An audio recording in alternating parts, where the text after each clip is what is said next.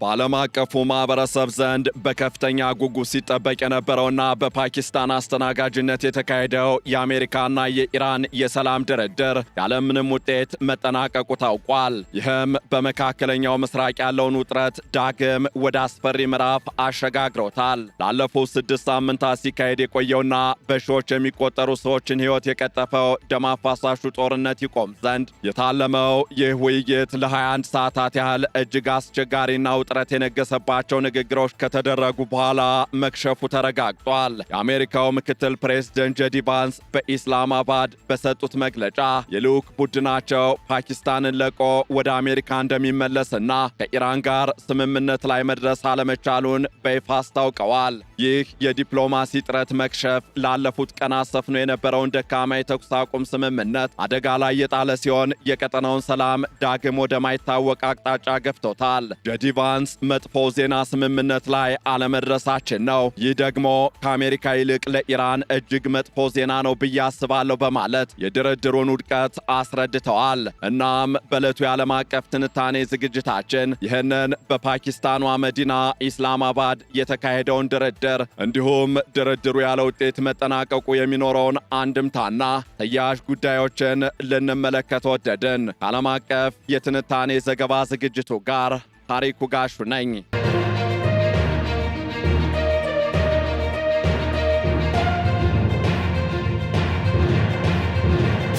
በደቡብ እስያዊቷ ሀገር ፓኪስታን መዲና በሆነችው ኢስላማባድ ውስጥ ለ21 ሰዓታት የተካሄደውና ዓለም በጉጉት ሲጠብቀው የነበረው የታሪካዊው የአሜሪካና የኢራን የሰላም ድርድር ያለ ስምምነት ተበትኗል። ከ1979 የኢራን እስላማዊ አብዮት በኋላ በከፍተኛ የባለሥልጣናት ደረጃ የተካሄደው ይህ የመጀመሪያው ቀጥተኛ ንግግር በሁለቱ ሀገራት መካከል ያለውን ጥልቅ አለመተማመንና የቆየ ቁርሾ በግልጽ ያሳየ ሆኖ አልፏል። የአሜሪካው ምክትል ፕሬዝደንት ጄዲ ቫንስ ድርድሩ መጠናቀቁን ተከትሎ ለጋዜጠኞች በሰጡት መግለጫ የልዑካን ቡድናቸው ፓኪስታንን ለቆ ወደ ዋሽንግተን ሊመለስ መሆኑን አስታውቀዋል። ይህ ውድቀት ቀድሞውኑም ደካማ በነበረው የ2 ሳምንታት የተኩስ አቁም ስምምነት ላይ ትልቅ ስጋት የደቀነ ሲሆን ቀጠናውን ወደ ከፋ የጦርነት አዙሪት ውስጥ ሊመልሰው እንደሚችልም ተፈርቷል። የአሜሪካው ምክትል ፕሬዝደንት ጄዲ ቫንስ በኢስላማባድ አየር ማረፊያ ለጉዞ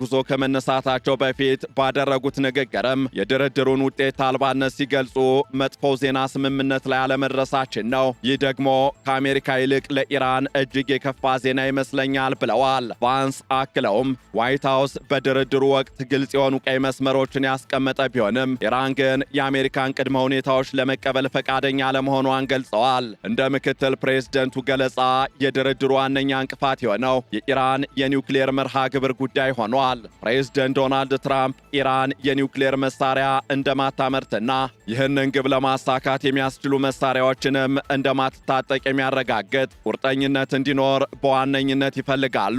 ሆኖም የኢራን ወገን ይህንን ፍላጎት ከልክ ያለፈ ጥያቄ በማለት ውድቅ አድርጎታል። በሌላ በኩል ደግሞ የኢራን መንግስት የዜና ወኪል የሆነው ታስኒም እንደዘገበው ከሆነ ለድርድሩ ውድቀት ተጠያቂው የአሜሪካ ወገን ያቀረባቸው ኢፍትሐዊና ህገወጥ ጥያቄዎች ናቸው። የኢራን የውጭ ጉዳይ ሚኒስትር ቃል አቀባይ እስማኤል ባጋሂ ድርድሩ እጅግ ጥንካሬ የተሞላበት እንደነበር ገልጸው የንግግሩ ስኬት ሊመሰረት የሚችለው በተቃራኒው ወገን ቅንነትና ቁርጠኝነት ላይ ብቻ እንደሆነ ተናግረዋል። ኢራን በድርድሩ ወቅት እንደ ቅድመ ሁኔታ ካቀረበቻቸው ነጥቦች መካከል በሊባኖስ የሚካሄደው ጥቃት እንዲቆም፣ በውጭ ሀገራት የታገዱባት የገንዘብ ሀብቶች ወይም ንብረቶቿ እንዲለቀቁላትና ለደረሰባት የጦርነት ኪሳራ ካሳ እንዲከፈላት የሚሉ ይገኙበታል። የኢራን ልዑክ መሪና የፓርላማ አፈጉባኤ የሆኑት መሐመድ ባገር ጋሊባፍ ከድርድሩ በፊት ባስተላለፉት መልእክት ዋሽንግተን እነዚህን ሁለት መሠረታዊ ግዴታዎች ማለትም የሀብት መለቀቅና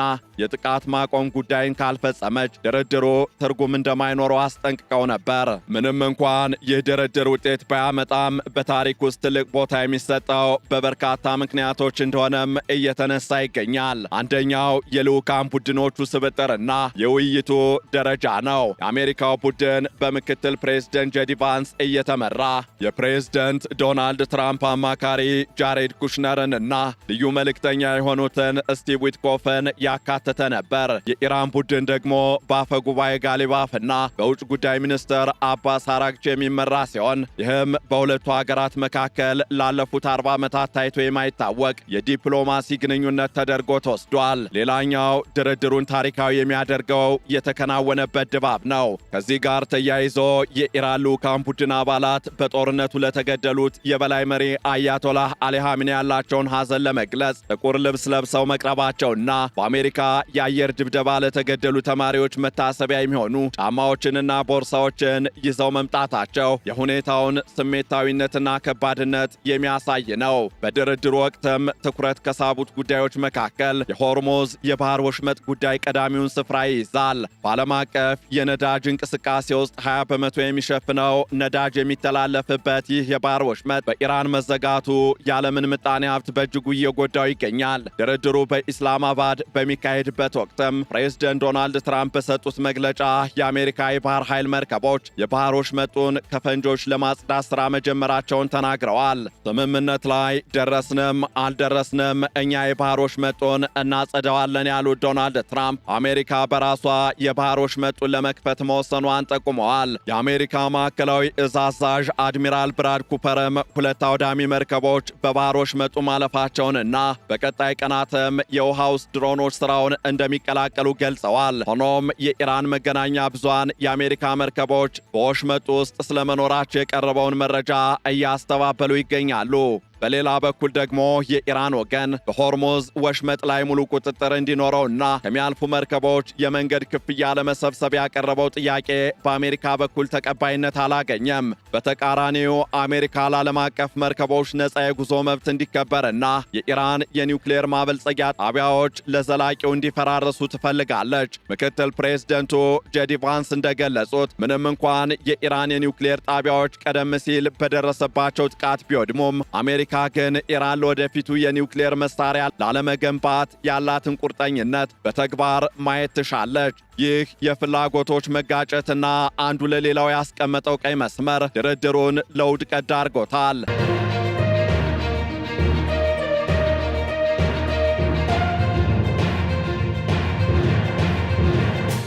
ይህ በእንዲህ እንዳለ በዚህ ሁሉ ሂደት ውስጥ የፓኪስታን ሚና በዓለም አቀፉ ማህበረሰብ ዘንድ ከፍተኛ አድናቆትን ያተረፈ ሆኗል። ከአንድ ዓመት በፊት በዲፕሎማሲው መድረክ ተገላ የነበረችው ፓኪስታን አሁን ላይ እንዲህ ያለውን ታላቅና ውስብስብ ድርድር ማስተናገዷ የሚደነቅ ለውጥ እንደሆነም እየተገለጸ ይገኛል። የአሜሪካው ምክትል ፕሬዝደንት ጄዲ ቫንስ ለፓኪስታኑ ጠቅላይ ሚኒስትር ሸህባዝ ሻሪፍ ያላቸውን ምስጋና ሲገልጹ የድርድሩ ውጤት ምንም ይሁን ምን ፓኪስታን ድንቅ ሥራ ሰርታለች ብለዋል። በኢስላማባድ ከተማ የነበረው ከፍተኛ ጥበቃና የሁለቱን ሀገራት ልዑካን በሰላም የማስተናገጃ መንገድ የሀገሪቱን የዲፕሎማሲ ብስለት ያሳየ ሆኗል። ከዚህ በተጨማሪም እንደ ቻይና፣ ግብፅ፣ ሳውዲ አረቢያና ኳታር ያሉ ሀገራት በኢስላማባድ በመገኘት ለድርድሩ መሳካት በስተጀርባ ሆነው ድጋፍ ሲያደርጉ መቆየታቸው የጉዳዩን ዓለም አቀፋዊ ፋይዳ ያጎላ ሆኗል። እንዲያም ሆኖ የድርድሩን ውድቀት ተከትሎ ፕሬዝደንት ዶናልድ ትራምፕ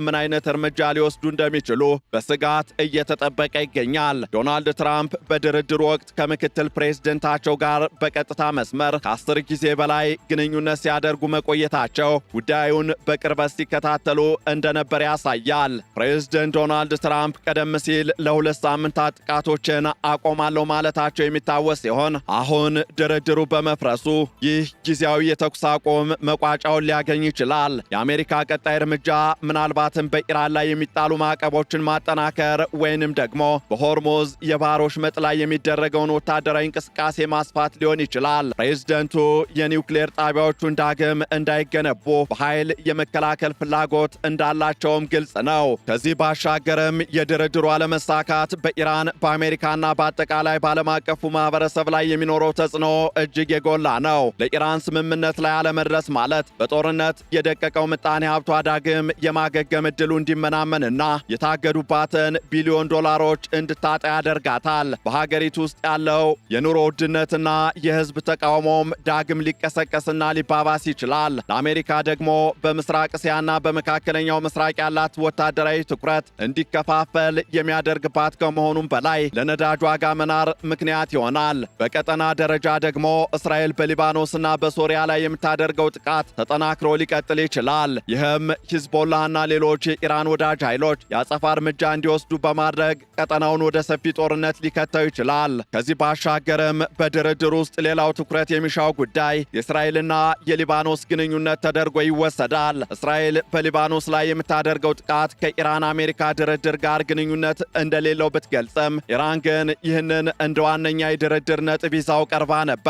በሊባኖስ ከ2000 በላይ ሰዎች መገደላቸውና የእስራኤል የምድር ላይ ወረራ ጉዳዩን ይበልጡ ስብስብ አድርጎታል። በዋሽንግተን ሊጀመር የታቀደው የእስራኤልና ሊባኖስ ድርድርም በሊባኖስ ውስጥ ባለው የውስጥ አለመረጋጋት ምክንያት መራዘሙ በቀጠናው ያለው ሰላም ምን ያህል ርቆ እንደሚገኝ ማሳያ ነው። ሂዝቦላህ ትጥቁን እንዲፈታ የሚቀርበው ጥያቄም ለዓመታት ሳይፈታ የቆየ ትልቅ እንቅፋት ሆኖ ቀጥሏል። እናም በኢስላማባድ የተካሄደው የ21 ሰዓታት ድርድር ለጊዜው ያለ ስምምነት ቢጠናቀቅም የሁለቱን ሀገራት ፊት ለፊት መገናኘት ግን እንደ አንድ ትልቅ የዲፕሎማሲ ጅምር ሊወሰድ ይችላል። ምክትል ፕሬዝደንት ጄዲ ቫንስ የመጨረሻና ምርጥ አማራጮችን ትተንላቸዋል፣ ኢራን የምትቀበለው ከሆነ ወደፊት እናያለን ማለታቸው ለዲፕሎማሲው አሁንም ትንሽ ቀዳዳ መኖሩን ያመላከተ ጉዳይ ተደርጎ ይወሰዳል። ሆኖም በኒውክሌር ኃይል፣ በሆርሙዝ የባህር ወሽመጥና በካሳ ክፍያ ጉዳዮች ላይ ያለው የሐሳብ ልዩነት በቀላሉ የሚታረቅ ግን አይመስልም። ዓለም አቀፉ ማህበረሰብ አሁንም የነዳጅ ዋጋ ንረትንና የጦርነት ስጋትን በጭንቀት እየተከታተለ ይገኛል። ፕሬዝደንት ዶናልድ ትራምፕ ወሽመጡን እናጸዳለን በሚል ዛቻቸውና በተግባራዊ እርምጃቸው የኢራንን ትዕግስት ሊፈትኑ እንደሚችሉም የሚጠበቅ ሲሆን የኢራን ወገን ደግሞ ጥቃት ከተሰነዘረብን ምላሽ ለመስጠት ዝግጁ ነን ማለቱ ሁኔታውን ይበልጥ አሳሳቢ ያደርገዋል። በመሆኑም የኢስላማባዱ ድርድር ውድቀት የሰላም መንገድ መጨረሻ ይሁን ወይም ደግሞ ወደ ከፋ ግጭት የሚያመራ መነሻ ወደፊት የሚታይ ይሆናል።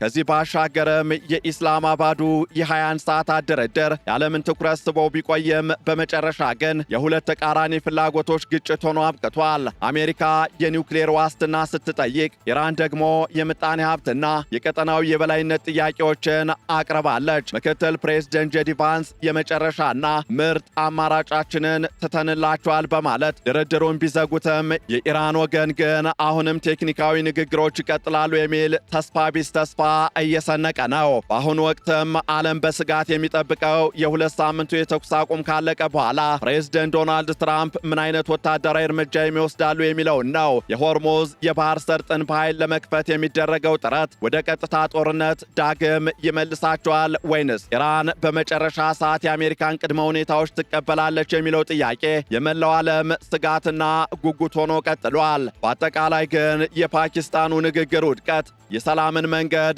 አርቆታል፣ የጦርነት ደመናን ግን እጅግ የቀረበ አድርጎታል። ይህንን ዓለም አቀፍ ትንታኔ ስናዘጋጅ ቢቢሲ፣ ሮይተርስ፣ ሲኤንኤን እንዲሁም ኤፒ ኒውስን በዋቢነት ተጠቅመናል።